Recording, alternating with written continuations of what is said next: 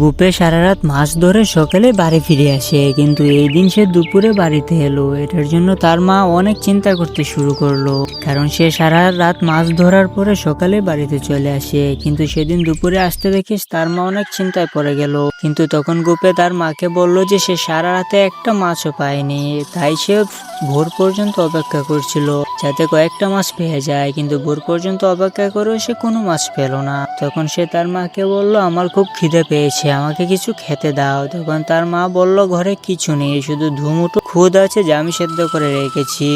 গুপে এগুলা খেয়েই সে আরামে ঘুমিয়ে পড়লো। তারপর সন্ধ্যা হয়ে গেল। সন্ধ্যার সময় গুপে লণ্ঠন হাতে আর তার ছিপ নিয়ে মাছ ধরতে বেরিয়ে পড়লো। সে হরিপদদের বাড়ির কাছে এসে হরিপদকে ডাকতে শুরু করলো, কারণ হরিপদ তার সাথে মাছ ধরতে যাবে বলেছিল। তাই সে হরিপদকে জোরে জোরে ডাকতে শুরু করলো। তখন হরিপদ বেরিয়ে এলো। ভিডিওটা ভালো লাগলে একটা লাইক করে দিবেন, চ্যানেলটা সাবস্ক্রাইব করে দিবেন।